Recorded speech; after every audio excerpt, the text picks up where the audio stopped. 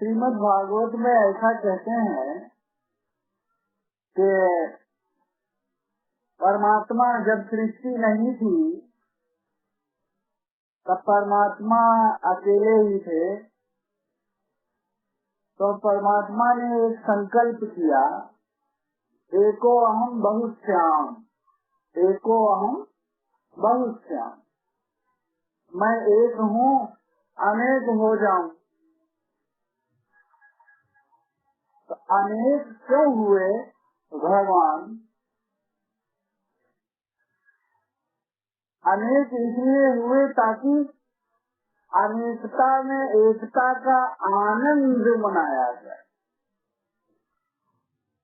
और अनेकता में एकता का उत्सव मनाया जाए। अनेकता में एकता का प्रेम, जो प्रेम प्रकट हो। अनेक होंगे और उस अनेक में जब एकता की अनुभूति आएगी तो वहाँ दिव्य प्रेम प्रकट होगा। तो परमात्मा ने तो एक से अनेक होने का संकल्प इसीलिए लिया कि सृष्टि में अनेकता हो तो आनंद हो, खुशी हो, दिव्य प्रेम हो, प्रेम की अनंत धारा बहने लगे, और उसमें जितने सारे अनेक हैं वो सब अपनी एकता की अनुभूति में प्रेममय हो जाए। वो तो हुआ ऐसा जब हम पौराणिक शास्त्रों का अध्ययन करें तो हम ये देखेंगे कि ऐसा हुआ भी, कुछ दिनों तक ये आनंद उत्सव चला भी, प्रेम का उत्सव चला भी, सत्य संकल्प का उत्सव चला, और उस युग को हम लोग सतयुग कहे, वो शास्त्रों में उसको सतयुग कहा गया है। तो सतयुग में वो अनेकता में एकता, वो प्रेम, वो आनंद चलता रहा। लेकिन धीरे धीरे क्या हुआ, धीरे धीरे उसमें, क्योंकि वो अनेकता के लिए माया का होना जरूरी था, इसलिए माया का असर बढ़ना शुरू हो गया। और जब माया का असर बढ़ना शुरू हुआ तो जो अनेक हुए थे उनको अपनी एकता का ज्ञान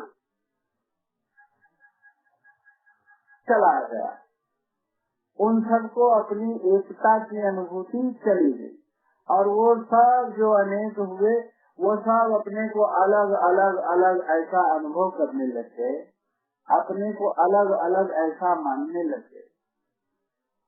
और जब हम अपने को बाकियों से अलग ऐसा मानने लगते हैं तब एक नई चीज का जन्म होता है, वो अहंकार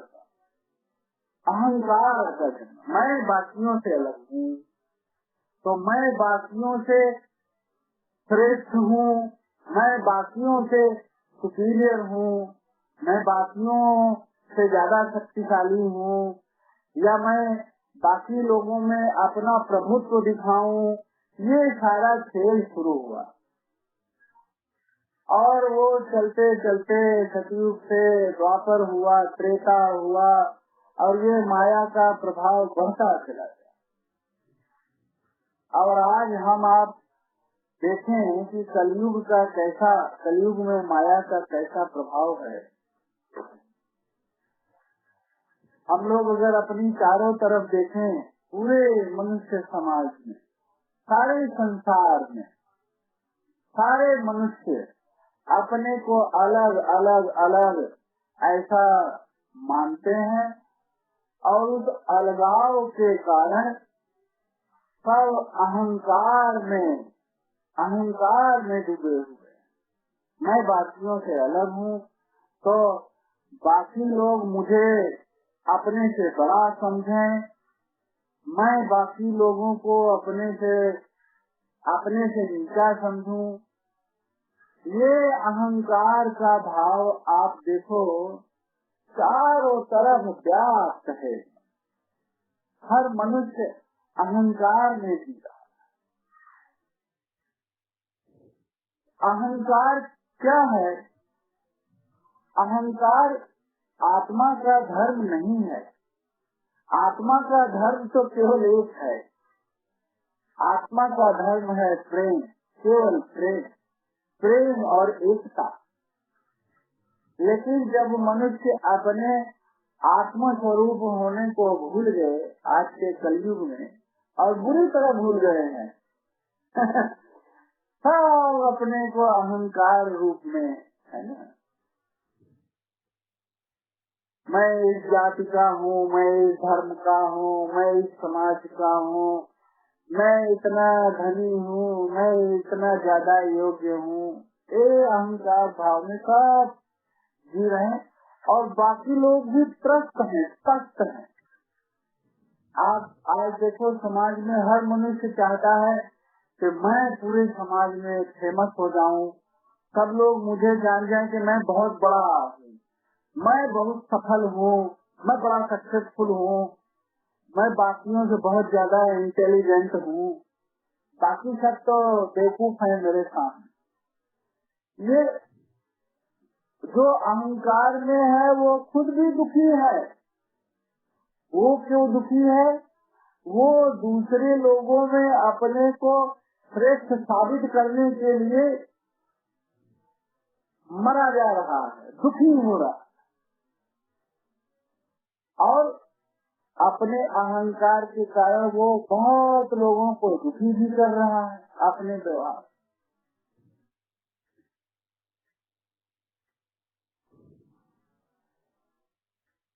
अहंकार आत्मा का धर्म है ही नहीं। अहंकार केवल और केवल माया।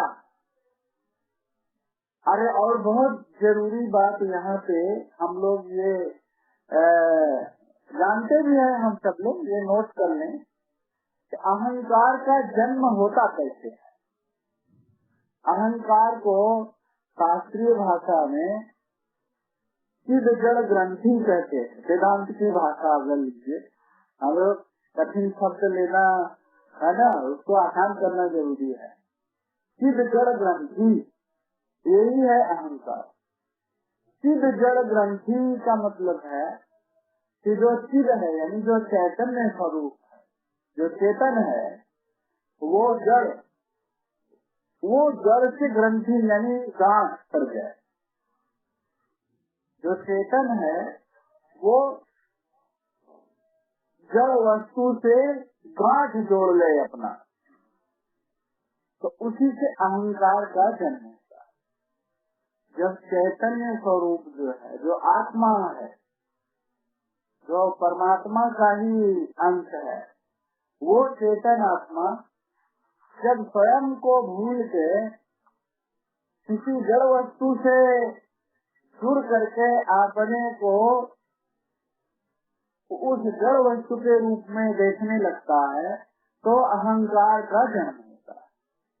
जैसे जब चेतन स्वरूप, अब हम लोग देखें अपने अनुभव में, जब हम चेतन स्वरूप हैं, हम जब अपने को ये शरीर जो हमारा, जैसे ही हम अपने को ये शरीर मान लेते हैं कि मैं ये शरीर हूँ, पर वही देहात्म बुद्धि पैदा हो जाती है, और वही अज्ञान है, वही अविद्या है, वही माया है, वही से अहंकार का जन्म हो जाता है, और वही सभी दुखों का कारण। अपने को शरीर समझ लेना यही सभी दुखों का कारण है। तो आत्मधर्म क्या है? चैतन्य स्वरूप होना, शांत स्वरूप होना, मुक्त असंग स्वरूप होना, आनंद स्वरूप होना, प्रेम स्वरूप होना। ये शांति, आनंद, प्रेम, ये सारा आत्मा का धर्म है। धर्म बने उसका स्वभाव है। तो आत्मा के धर्म का कलयुग में पतन हो गया और अनात्मा का धर्म का अधर्म का बोलबाला हो गया। ऐसे कर और दूसरी बात क्या हुई, सतयुग से द्वापर और त्रेता और कलयुग तक आते आते कि जो आत्मा स्वरूप जो चैतन्य स्वरूप है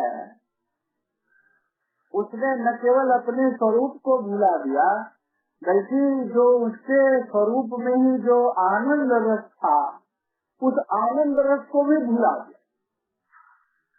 और उसके कारण क्या हुआ कि उसको अब अपने में आनंद रस छोड़ के वो जड़ वस्तुओं में आनंद रस खोजने लग गया।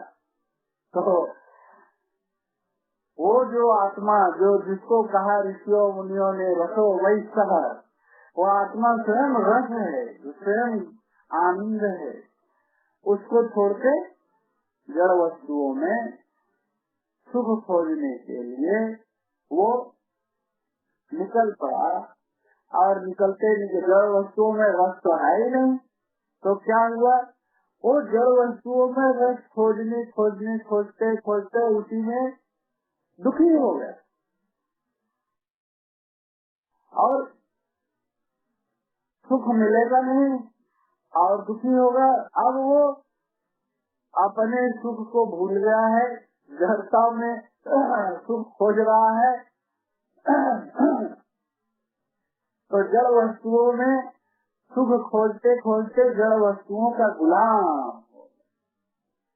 बताइए, वो आत्मा जो स्वयं आनंद रस है वो जड़ वस्तुओं में सुख के लिए सुख की प्राप्ति के लिए जड़ वस्तुओं का गुलाम हो गया। तो दो जो सबसे बड़े पतन हुए सतयुग से आते आते कलयुग तक, आत्मधर्म में वो बहुत बड़े पतन हो गए। पहला, आत्मा स्वरूप जो स्वयं प्रेम स्वरूप है और अनित्यता जो अनित्यता की शुरुआत थी परमात्मा ने वो प्रेम के लिए की, लेकिन प्रेम की जगह अहंकार आ गया। और अहंकार क्या करता है, ईगो जो होता है, ईगो केवल और केवल हेट करता है, नफरत करता है, घृणा करता है। ईगो का गुण है दूसरों से नफरत करना। ईगो का एक गुण यही है कि वो सारी अच्छाइयाँ अपने में ही देखता है, अपने में कोई बुराई देख ही नहीं सकता और दूसरों में अच्छाई देख ही नहीं सकता, दूसरों में केवल बुराई दिखेगी उसको। ये ईगो का गुण है, स्वभाव, ईगो का धर्म है, क्योंकि माया से बना है, अज्ञान से। और दूसरों में कमियां निकालना, दूसरों की निंदा करना, दूसरों से नफरत करना और हो सके तो दूसरों को नुकसान पहुंचा देना, इसी में ईगो का सुख है। ईगो का सुख है। बताओ, आत्मा के धर्म में कितना पतन हो गया। अब ये जो घोर पतन हो चला है कलयुग में, अब यहाँ पे हमारे जो श्लोक है वो श्लोक आता है।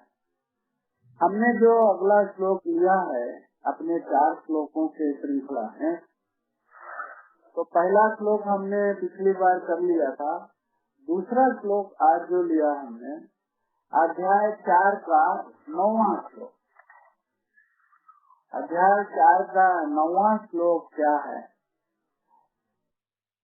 तो हमारे सामने स्क्रीन पे है।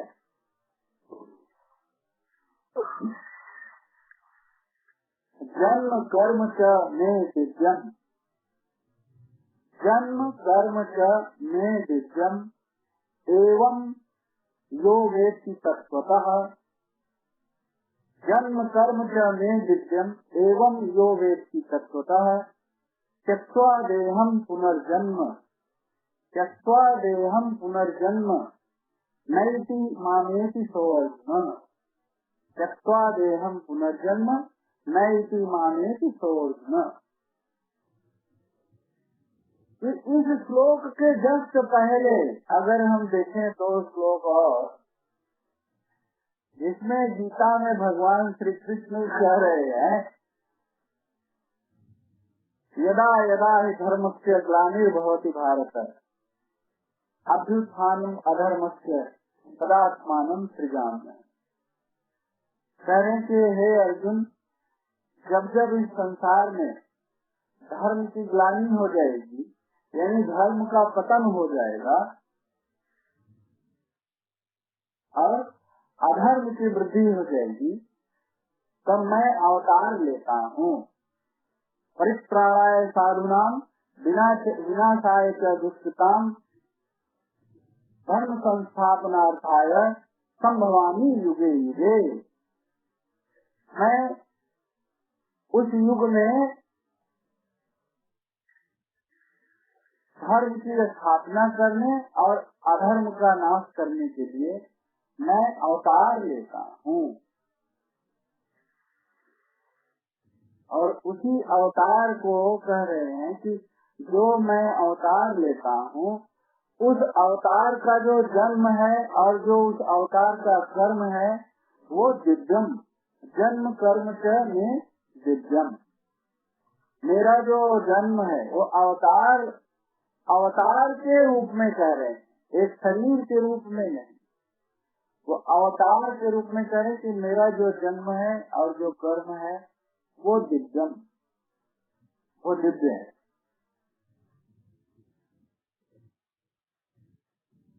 यो व्यक्ति तत्वतः है जो मेरे इस अवतार के रहस्य को तत्व रूप से जान जाता है वो परम मुक्ति को प्राप्त हो जाता है। तो भगवान क्या कह रहे हैं कि जो अवतार हुआ है उसको अवतार की खाली कहानी नहीं सुननी है, जैसे जगह जगह अवतार की कहानी सुनाई जाती है, केवल वो पर्याप्त नहीं है। भगवान इस श्लोक में कह रहे हैं कि मेरे उस अवतार को तत्वतः तत्व के रूप से जो जान लेता है वो परम मुक्ति को प्राप्त होता है।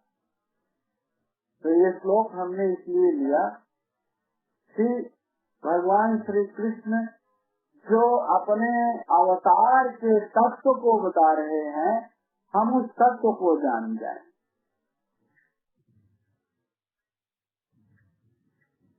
अभी जैसे हमने देखा कि कलयुग में धर्म का पतन हो गया। धर्म का पतन कहाँ है? किसी संप्रदाय का पतन नहीं कहा। ये नहीं कहा कि हिंदू धर्म का पतन हो जाएगा या ईसाई धर्म का पतन हो जाएगा। केवल धर्म और किसी धर्म विशेष जो संप्रदाय विशेष की बात कहीं है ही नहीं गीता और किसी भी शास्त्र में, सब शास्त्र में नहीं है। जो सत्य धर्म है, धर्म जो है, धर्म की परिभाषा श्रीमद् भागवत में की गई है। धर्म के 10 लक्षण बताए गए और वो 10 लक्षण चेतन स्वरूप में घटित होता है। शांति का, आनंद का, प्रेम का, अहिंसा का, एकता का 10 लक्षण। तो धर्म का मतलब है आत्मा का धर्म। आत्मा ही धर्म है और आत्मा के जो स्वभाव है वही आत्मा का धर्म है। तो कौन से धर्म का पतन हुआ? जब अवतार लिया भगवान ने, शुद्ध धर्म, आत्मा के धर्म का पतन हुआ। वो जो आत्मा अपने स्वरूप को भूल करके सारे मनुष्य अहंकारी हो गए। और आप देखो जब भगवान श्री कृष्ण ने अवतार लिया महाभारत काल में, उतने सैकड़ों हजारों राजा जितने थे सारे एक से बड़े एक अहंकारी थे। तो अहंकार और सैनिकों में छोटे छोटे सब जगह अहंकार बढ़ा हुआ था। उस समय भगवान ने क्या किया, अवतार लेकर के उन सभी अहंकारियों का विनाश किया। लेकिन वो जो विनाश था वो तो उनके स्थूल शरीरों का विनाश हुआ, स्थूल शरीरों का विनाश हुआ। इसीलिए अहंकार का जो बोलबाला था वो जड़ से नहीं मिला। और आज भी देखिए, पूरे आज की डेट में भी हमारे मानव सभ्यता में अहंकार का ही बोलबाला चला है। तो जड़ से कब मिटता है अहंकार?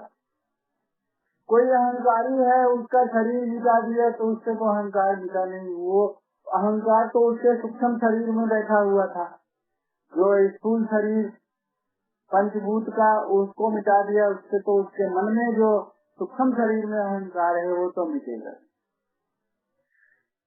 तो वो अगले जन्म में फिर शरीर धारण कर लेगा, फिर अहंकारी हो जाएगा। इस तरह से आज भी जो मानव जाति में, मनुष्य सभ्यता में जो सारे मनुष्य चैतन्य स्वरूप ही है, कोई भी धर्म का मनुष्य हो, वो धर्म का हिंदू, मुस्लिम, सिख, ईसाई, जैन, बौद्ध, यहूदी, वो बाद में है, पहले तो चेतन है ना। तो मनुष्य का सबसे पहला धर्म क्या है? चैतन्य धर्म है। मनुष्य का धर्म यानी मनुष्य की असलियत क्या है? चैतन्य होना उसकी असलियत है। बिना चेतन हुए तो कोई मनुष्य ही नहीं हो सकता। पहले कोई भी मनुष्य है, सबसे पहले चेतन है, फिर वो शरीर है तो मनुष्य रूप का शरीर है तो मनुष्य हो जाए, उसके बाद वो कोई भी जाति का है, देश का है, धर्म का है। तो सभी मनुष्यों में जो चैतन्य तत्व की एकता है, उसमें एकता के ज्ञान में पतन हो गया और सब अविद्या माया के कारण अहंकारी हो गए। सब अपने को अलग अलग अनुभव करने। और जब ये अहंकार यदि मिट जाए ज्यादा से ज्यादा लोगों में, तो क्या होगा? आत्मा की एकता अपने आप आ जाएगी। सबको ज्ञान होगा कि जो मैं चैतन्य स्वरूप हूँ, वो सब बाकी चैतन्य स्वरूप भी सब मनुष्य वही है। और जो भिन्नता दिख रही है, शरीर अलग अलग है, सबका मन अलग अलग है, सबके विचार अलग अलग हैं, लेकिन सबके अंदर जो आंतरिक चेतनता है वो सब एक है। तो ये आत्मा का धर्म स्थापित करने के भगवान ने अवतार लिया।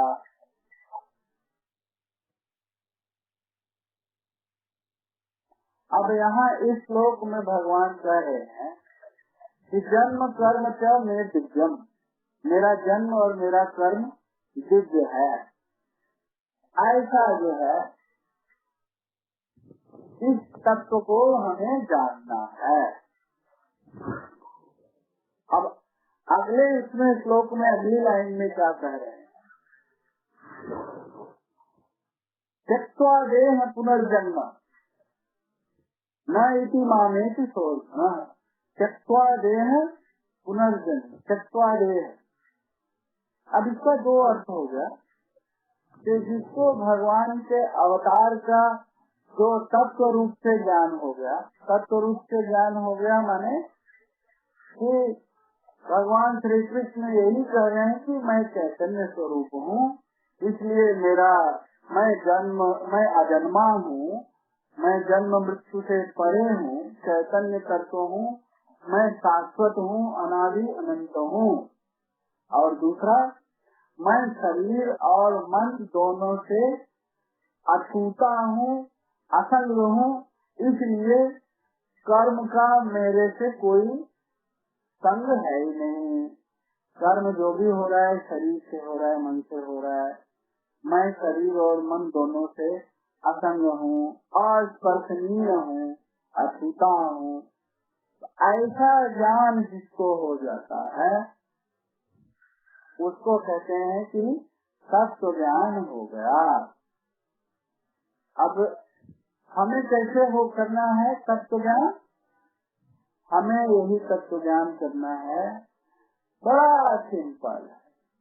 अब व्याख्या तो कितना आधे घंटे पौने घंटे हो गया, लेकिन इसका एक लाइन का है, बहुत आसान है तत्व ज्ञानी होना।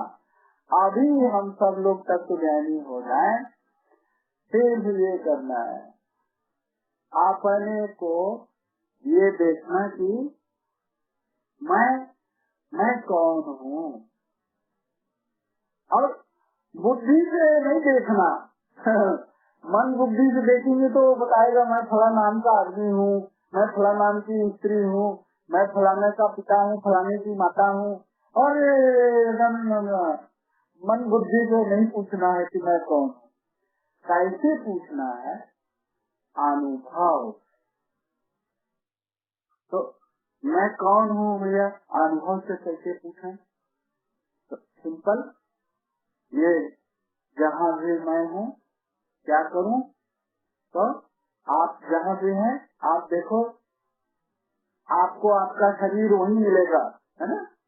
आपको अपना शरीर खोजने कहीं जाना नहीं पड़ेगा। जहाँ बैठे हैं, जहाँ सुन रहे हैं, वही शरीर है। तो शरीर पा गए आप अपना, कहाँ भी पा गए। अच्छा जी, अब शरीर जो पा गए, बस जरा सा ध्यान अपना थोड़ा सा कोशिश करना है कि ये शरीर तो मैं अपना पा गया। तो ये शरीर है ऐसा तो हो रहा है ज्ञान मुझे। शरीर है, शरीर बैठा है, अच्छा तो मुझे ज्ञान हो रहा है। इसके लिए तो कोई गीता भागवत पुराण चाहिए नहीं, कोई मंत्र नहीं जपना है, कोई सांस रोक के समाधि नहीं लगानी है जी। जहाँ आप बैठे हैं इसी क्षण तक तो ज्ञानी हो जाना। कैसे?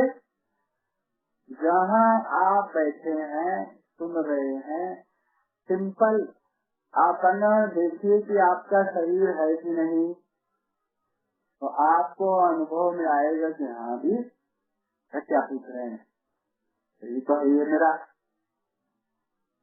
तो भैया शरीर जो है आपका, तो फिर आपको जो अपने शरीर का अनुभव हो रहा है, अपना ध्यान उसकी ओर लेके जाइए जिसको शरीर का अनुभव हो रहा है। शरीर का अनुभव किसको हो रहा है? आपके शरीर का अनुभव किसको हो रहा है? तो कहेंगे अरे गजब बात करते हैं, मेरे शरीर का अनुभव तो मुझे ही न होगा। जी हाँ, आप वो हैं जिसको अपने शरीर का अनुभव हो रहा है कि नहीं? आप शरीर के अनुभव छोड़ दीजिए, उसको पकड़ लीजिए जिसको शरीर का अनुभव हो रहा है। वो कौन है, वो कैसा है? तो वो आपको मैं हूँ ऐसा अनुभव हो जाए। तो वो जो आपको मैं हूँ अनुभव होगा, वो अनुभव शरीर से अलग होगा, शरीर से न्यारा होगा। वो जो आपको अपना अनुभव होगा शरीर से अलग अपने होने का, उसी को चेतन तत्व कहते हैं। वो जो चेतन आप हैं, आपके चेतन रूप में आप अजन्मा हैं। और ये ज्ञान जिसको हो जाता है ना, सबसे पहला लाभ और बहुत बड़ा लाभ हो जाता है, मृत्यु का भय उसी क्षण खत्म। मैं तो जैसा अभी अनुभव कर रहा हूँ अपने को चेतन रूप में, इसमें शरीर का कोई रोल ही नहीं है। तो शरीर रहे चाहे जाए, मैं ऐसा ही रहूंगा। शरीर रहते हुए भी मैं ऐसा हूँ और शरीर मिटने के बाद भी मैं ऐसा हूँ। तो मृत्यु का भय खत्म हो जाता है तत्व ज्ञान से। और अगले लाइन में कह रहे हैं त्यक्त्वा देहम्। त्यक्त्वा देहम् का दो अर्थ है। एक तो जब अंत में शरीर छूटता है, शारीरिक मृत्यु के समय शरीर छूटता है, तो भगवान कह रहे कि जब शारीरिक मृत्यु के समय जब शरीर छूटता है तो वो मनुष्य जिसने तत्व ज्ञान कर लिया वो नएति फिर इस संसार में पुनर्जन्म नहीं लेता। मानेति यानी मुझे ही प्राप्त हो जाता है। जो मनुष्य तत्व ज्ञान प्राप्त कर लेता है वो त्यक्त्वा देहम् शरीर छूटने के बाद यानी शारीरिक मृत्यु होने के बाद न इति इस संसार में दोबारा जन्म मृत्यु के बंधन में नहीं गिरता, जन्म मृत्यु के चक्र से पार चला जाता है, मुक्त हो जाता है। और मानेति, मान माने मुझे ही, भगवान कृष्ण कह रहे हैं मुझे ही प्राप्त हो जाता है, यानी मुझ में ही आकर के समा जाता है और मुझसे एक रूप हो जाता है। मेरे परम धाम में दिव्यानंद वैकुंठ कहते हैं मुझ वैकुंठ को प्राप्त हो जाता है। भगवान ही वैकुंठ है और वैकुंठ ही भगवान है। ऐसे वैकुंठ धाम की प्राप्ति, परम धाम की प्राप्ति हो जाती है। जो इस श्लोक का अर्थ, भावार्थ और ज्ञान अर्थ, तत्व अर्थ सुन लेता है।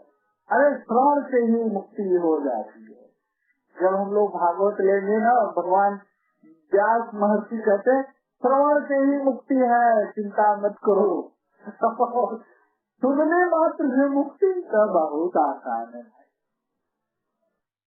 और दूसरा अर्थ जो इसका है त्यक्त्वा देहम् पुनर्जन्म, वो अब हम लोग के लिए वो बहुत रेलेवेंट है। अब हम सब लोग इसे आत्म सत्संगी हैं, आत्म साधक हैं या आत्मनिष्ठ हैं, एक एक करके नाम भी पड़ता जा रहा है हमारे ग्रुप में, है ना। 3 चैतन्य स्वरूप हो गए और अगला देखते हैं कब कौन आता है। तो अब हमको अपना ये आत्म साधना वाला इस श्लोक का अर्थ समझना है। वो क्या है? वो कह रहे त्यक्त्वा देहम् पुनर्जन्म, मैंने अभी इसी क्षण, अभी करना है ये। वो शरीर छूटेगा न जाने कब छूटेगा, तब तक मुक्ति का वेट करें क्या? नहीं ना, अभी चाहिए मुक्ति हमको जिंदगी में, ताकि आनंद से, मौज से, एकदम आजादी से जिंदगी जी सके हम अपना। तो मुक्ति अभी चाहिए। तो भगवान कह रहे लीजिए अभी मुक्ति लीजिए। क्या करना है? त्यक्त्वा देहम् पुनर्जन्म, अभी अपने आप को शरीर से अलग करके अनुभव करो। अपने को मैं शरीर हूँ ये अज्ञान छोड़ दो और मैं शरीर को जानने वाला, मैं शरीर को अनुभव करने वाला वो चेतन स्वरूप हूँ जो मुझे मैं हूँ के रूप में अनुभव होता है। और वो शुद्ध मैं हूँ, वो उसका कोई नाम नहीं है, वो स्त्री पुरुष नहीं है, वो आदमी औरत और माता पिता कुछ नहीं है, शुद्ध मैं हूँ, यानी मैं चेतन हूँ। ऐसा जो अपने को शरीर से अलग करके अपने चेतन स्वरूप के अनुभव को जो प्राप्त कर लेता है उसका क्या हो जाता है? उसी क्षण पुनर्जन्म हो जाता है। पुनर्जन्म हो जाता है ना। तो उसका पुनर्जन्म किस रूप में हो जाता है? मुक्त चेतन स्वरूप में पुनर्जन्म हो जाता है। तो आज हम सब लोग जो है अभी इसी क्षण पुनर्जन्म को प्राप्त कर सकते हैं। आज इसी क्षण पुनर्जन्म को प्राप्त कर सकते हैं। और वो पुनर्जन्म कैसा होगा? हमारा जन्म जो जैसे जो मैं अपने को कहूँ कि नहीं जी मैं तो संजय श्रीवास्तव हूँ, मैं तो पुरुष हूँ, मैं तो ये इनका पिता हूँ, ये सब तो अज्ञान है ना। शरीर को लेके सारा ये जो है अज्ञान है। और वहीं पे अगर मैं अपने को शरीर को जानने वाला है ही, इस शरीर को जानने वाला ये तो मैं हूँ। अच्छा ये हूँ मैं, बाबा फिर तो ये जो मैं हूँ ये तो मैं चेतन रूप हूँ।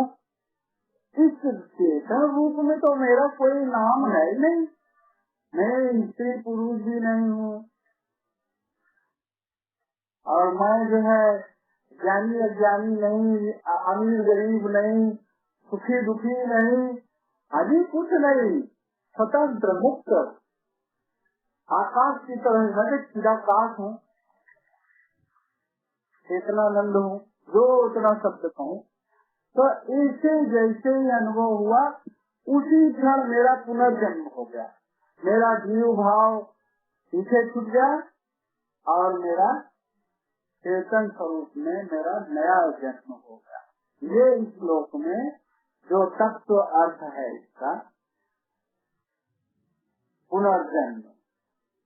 तो इस रूप में अब यहाँ दोनों श्लोकों का एक साथ अर्थ हो जाएगा, जिसका अपने निजी अनुभव के बल पे जिसने ये जान लिया कि मैं तो शरीर नहीं बल्कि मैं चेतन स्वरूप हूँ, तो उसका नया जन्म हो गया, माने उसका नया अवतार हो गया।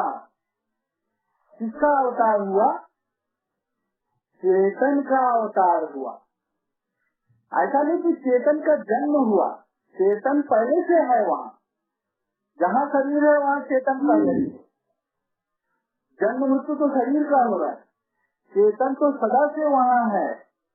तो जन्म नहीं हुआ लेकिन अवतार हुआ। किसका? जिसने अपने को चेतन रूप अनुभव करके और ये निष्ठा कर लिया कि मैं यही चेतन स्वरूप ही हूँ, उसी क्षण उसका नया अवतार हो गया। और उसी अवतार को आज उस अवतार की बहुत ज्यादा जरूरत है पूरे मानव समाज को। चैतन्य अवतार हो गया आपका। तो आपका जो चैतन्य अवतार हुआ है अपने निजी अनुभव के बल पे हुआ